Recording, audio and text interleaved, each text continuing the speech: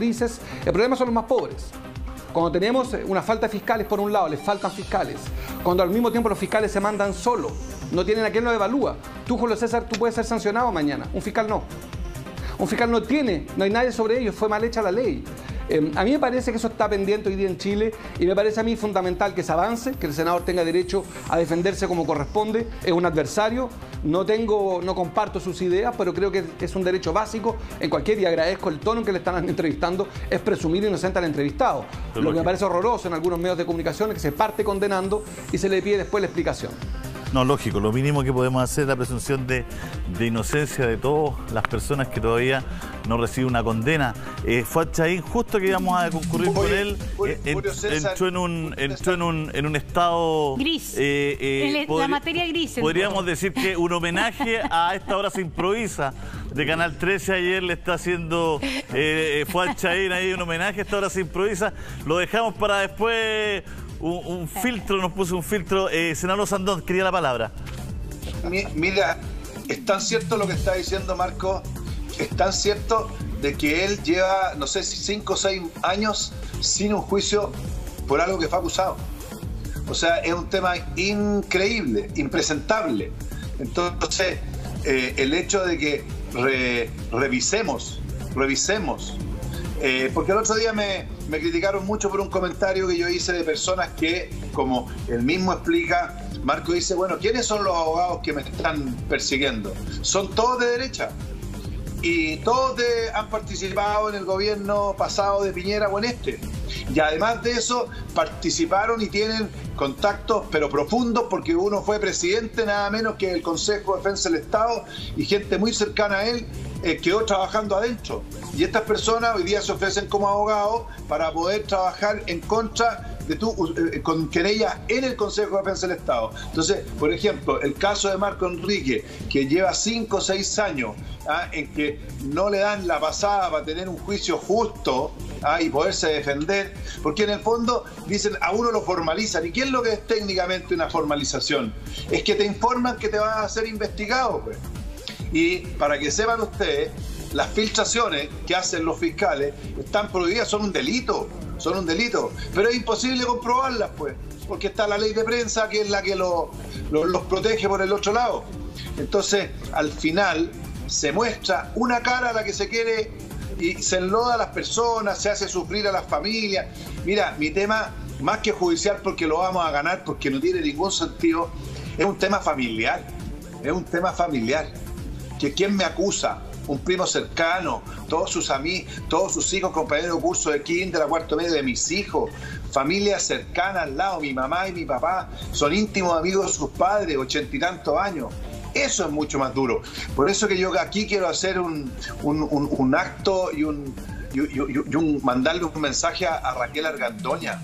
O sea, lo que debe estar sufriendo esa mujer por lo que hemos visto en la televisión, mucho más que cualquier juicio. Es el tema humano, que se pierdan los códigos familiares por ambiciones personales. Códigos familiares. Aquí no hay código para acusar y hacer zumbar a nadie. Y también pensar en la Raquel. Por Dios que lo debe estar pasando mal. Bueno, estamos con Manuel José Sandón, estamos hablando precisamente de la situación que está viviendo en este minuto. Hablaba un poco, Marco, de la oportunidad política. Es relevante porque el senador Sandón insinúa muy directamente, sí, ¿no es cierto?, que la gente que lo acusa ha trabajado todo con el presidente de la República, pero su abogado, Manuel José, es el abogado del presidente. Pues supimos que usted contrató al abogado del presidente, al abogado Donoso, ¿no? Sí, pues busqué, mira, por las páginas amarillas no creo, ¿ah? Por las páginas amarillas no creo.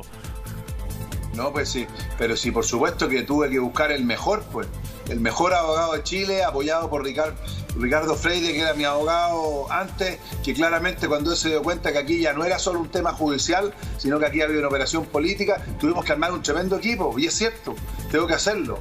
Y tengo que defenderme porque mi honra no tiene precio, así de claro. Yo me he sacado la mugre en poblaciones desde que me metí al servicio público, trabajando por la gente clase media, la gente más vulnerable, y no voy a aceptar que ensucien mi honra. yo nunca he tocado un centavo de nadie y menos he hecho tráfico de influencia, claro, y por lo tanto no voy a aceptar eso. Pero finalmente no contribuye, me imagino que hay otros abogados igual de buenos. Lo que pasa es que finalmente cuando la élite política contrata, usted mismo está criticando que el Consejo de Defensa del Estado, el que era ministro o subsecretario pasa a ser miembro del Consejo de Defensa del Estado.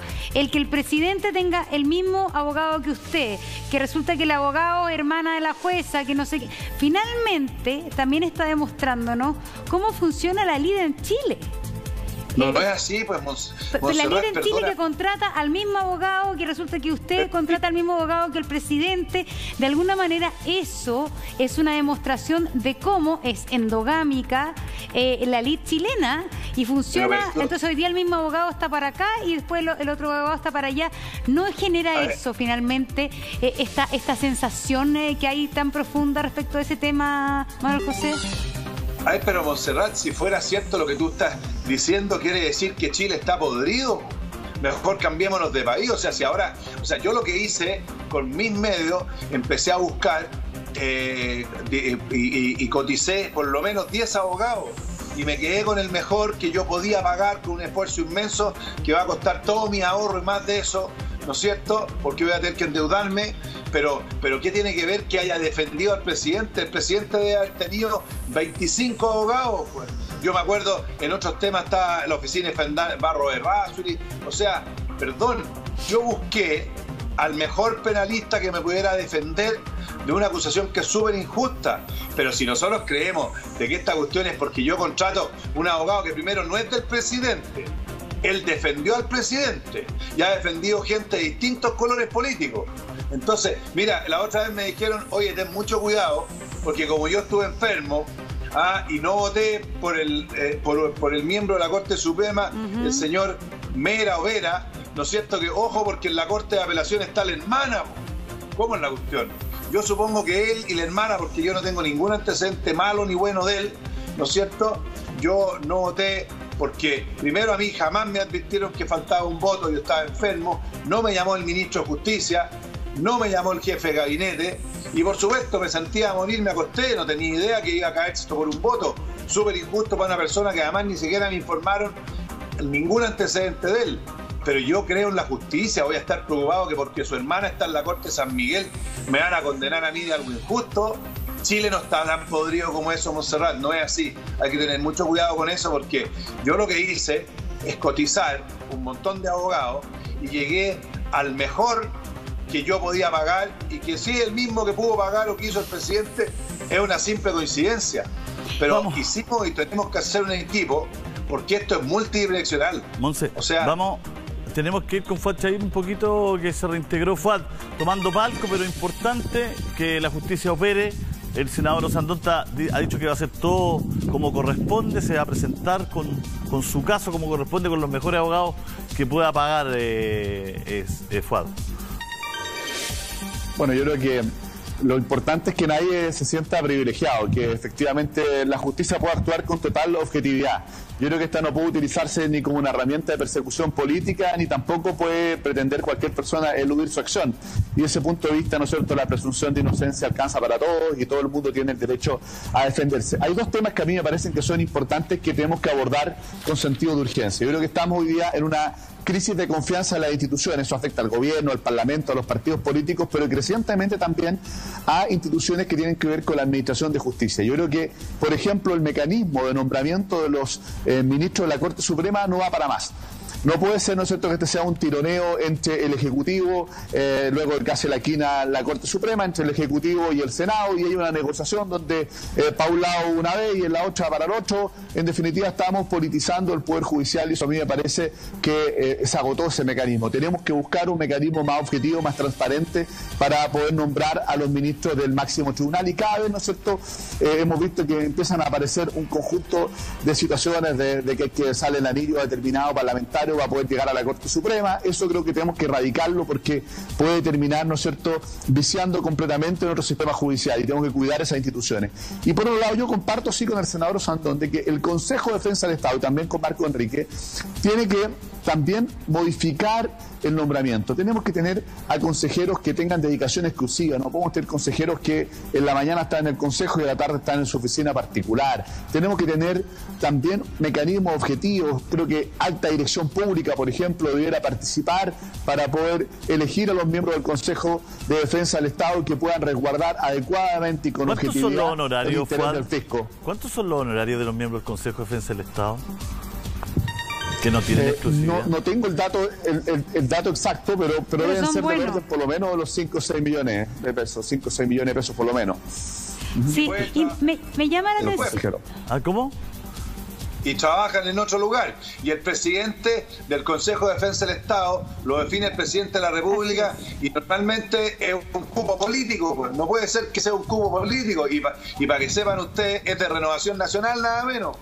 Pero me llama la atención la frase y se la pregunto porque el senador Sandón dice ya, Chile no está tan podrido. No está tan podrido. Pero de alguna manera, si el Consejo de Defensa del Estado es parte de una operación política, estamos bien podridos. ¿Qué opina usted, Fuad Chahín? Si efectivamente, ¿qué opina al respecto? Bueno, si fuese así, quiere decir que estamos en una situación tremendamente grave y efectivamente claro. Quiere decir que estamos bastante podridos.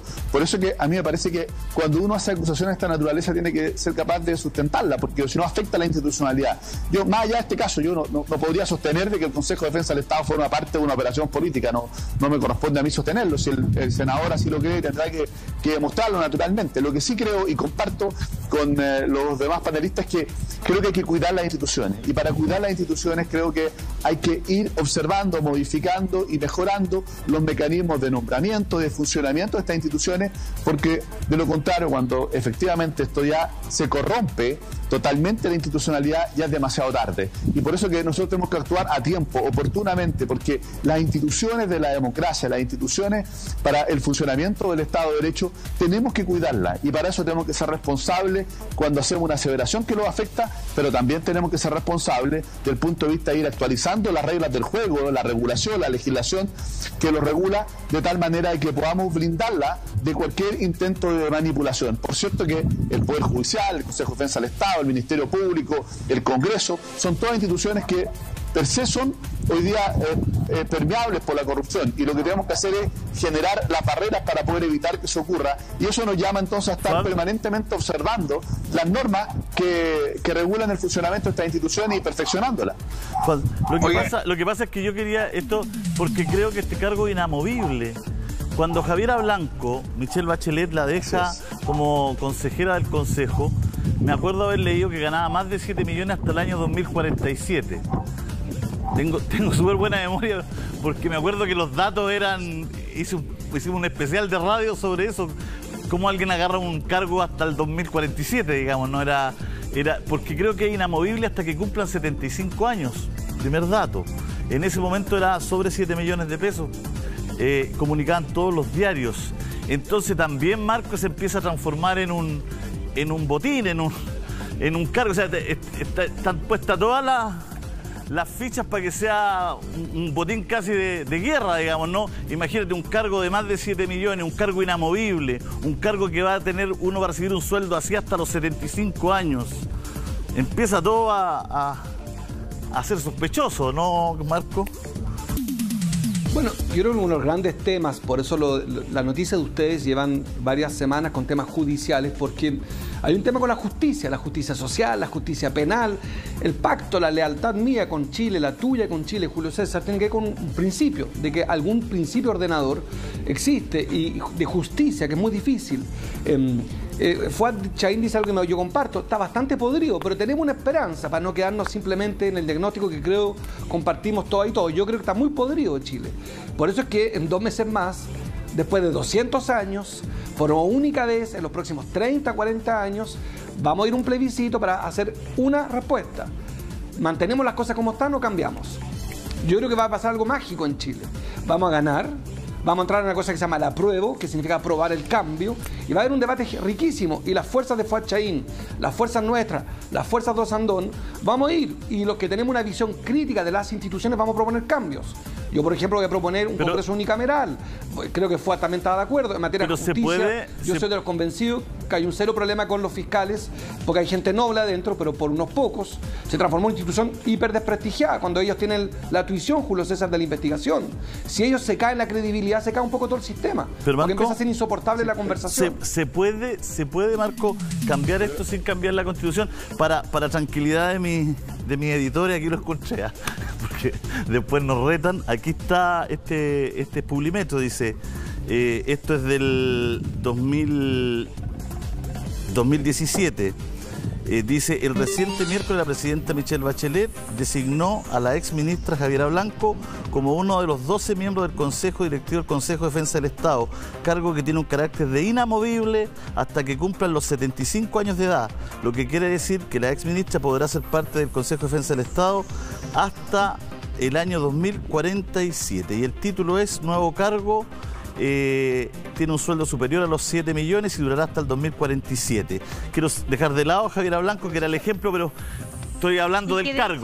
Que de hecho ya no está en el Que de hecho ya no está, por eso. Sí, que de hecho ya no está. Y yo quiero decir, Julio, sí, César, que yo era diputado de gobierno en ese momento y de hecho rechacé, digamos, me opuse, me pareció que fue un tremendo error nombrar a Javiera Blanco. ¿Por qué? Porque, lo quiero decir, en el Consejo de Defensa del Estado también hay gente muy prestigiada, gente muy decente desde el punto de vista de su honorabilidad y también muy calificada desde el punto de vista de su ejercicio profesional. Entonces, cuando se empiezan a tomar este tipo de decisiones, lo que uno empieza es a afectar a la institucionalidad en su conjunto. Y creo que también tomando decisiones como esta termina afectando a la institución, y por eso es que tenemos que cuidarla y tenemos que ser prudentes, y no podemos de alguna manera dar estas señales. La pregunta es otra, porque puse el caso de Javiera Blanco, que fue un caso muy mediático que estuvo y que salieron los datos, dejándola a ella de lado, porque como bien dice la Monse, ya no está, y que era lo que quería decir, que ya no está. Pero cuando hay un cargo que es inamovible hasta los 75 años, con una alta remuneración, no se transforma, sin ni siquiera dedicación exclusiva, no tiene dedicación exclusiva. No se transforma en un lugar para ir de pagos políticos, ¿no es cierto?, de ayuda política, de que se metan operadores, así como hay gente honorable. ¿No hay que generar quizás otro tipo de incentivos para estas instituciones que son tan importantes? Desde un notario que bueno, hemos hablado de todo eso, no quiero alargarme, pero estoy hablando de los incentivos, Fuad. Bueno, por eso es lo que yo digo, sinceramente tenemos que modificar la ley orgánica del Consejo de Defensa del Estado desde el punto de vista del nombramiento de los consejeros, de la duración de los consejeros y también, como lo señalé en la primera intervención, debiesen tener dedicación exclusiva, digamos. Yo creo que un cargo con tal responsabilidad y con buena renta, lo mínimo que uno debería exigirles es dedicación exclusiva.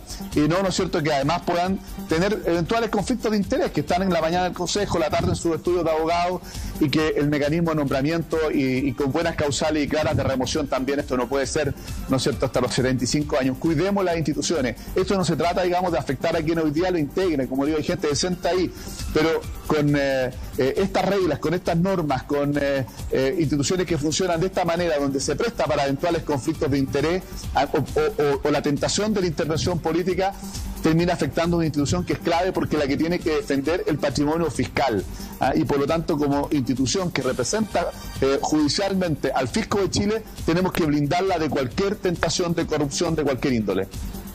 Bueno, estamos acá conversando de temas de actualidad. Vamos a ir ligerito también al Poder Judicial. Marco, ¿cómo tiene que ser a su juicio, ¿no es cierto?, el actuar, y se lo voy a preguntar también a Fuad, porque creo que lo aprobaron, ¿no es cierto?, la gente con rentas vitalicias, disculpa que me cambie